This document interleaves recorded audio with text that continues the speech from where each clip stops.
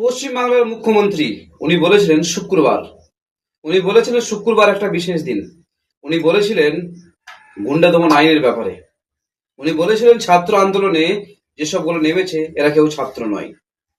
এই ব্যাপারে আমাদেরই রাজ্যের সিপিআইএম এর নেতা সুজন চক্রবর্তী, মোহাম্মদ সেলিম এবং সেই ছাত্ররা ওনারা কি বলছে আপনারা নিজেরাই দেখুন, নিজেরাই শুনুন, আর আপনারা এটা অবশ্যই কমেন্ট বক্সে দিয়ে যাবেন। মোহাম্মদ সেলিম, যিনি সিপিআইএম এর নেতা, উনি বলছেন শুভেন্দু জানেন, মানে মুখ্যমন্ত্রী শুভেন্দু অধিকারী মহাশয় জানেন যে এক তৃণমূলের ব্যাপারে বলছে, আর এদিকে বলছে হিন্দু মুসলিম। দেখুন মোহাম্মদ সেলিমের মুখ থেকে কথাটা শুনুন, উনি কি বলছে একবার দেখে নেন। শুভেন্দু জানে ও নিজের দৌলতে যেতে নেই। এক তৃণমূলের অপদার্থতা, আর তুই হচ্ছে হিন্দু মুসলমানের রব তুলে ভাগাভাগি করে প্রতিদিন এখনো ভাগাভাগি রাজনীতি করছে।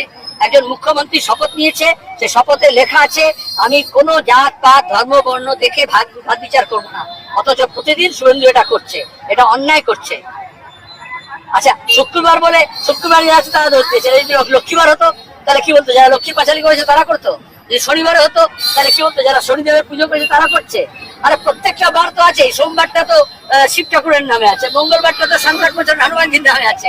তাহলে এটা বলা অন্যায়, ধর্মকে যুক্ত করা ভোটের জন্য, রাজনীতির জন্য, অপরাধী দমন করার জন্য, এটা অন্যায়। গুন্ডা দমন আইন আমাদের রাজ্যে চালু হয়েছে পশ্চিমবাংলায়। সেই গুন্ডা দমন আইন প্রয়োগ করা হলো এই মানুষগুলোর উপরে।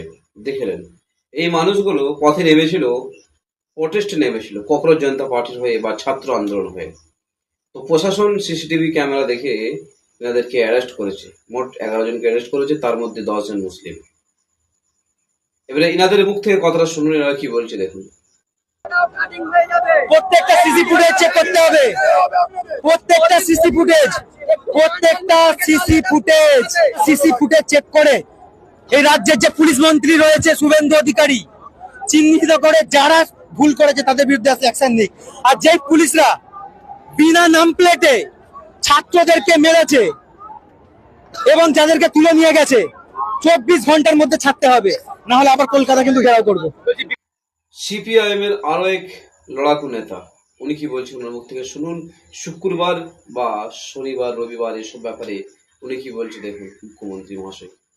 শুক্রবারীকে, বুধবারীকে, সোমবারীকে এসব জানতেই পারেন, আমি তা জানি না।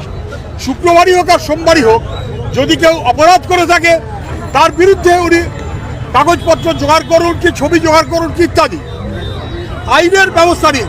কিন্তু যেভাবে বিধানসভায় দাঁড়িয়ে চোখ বরফ করে আমি দেখে নেবো গজের ভাব দেখাচ্ছেন, ওটা দুষ্কৃতীদের ভাষায় মুখ্যমন্ত্রী কথা বললে সমস্যাটা বাড়ে, তাতে সমস্যাটা কমে না।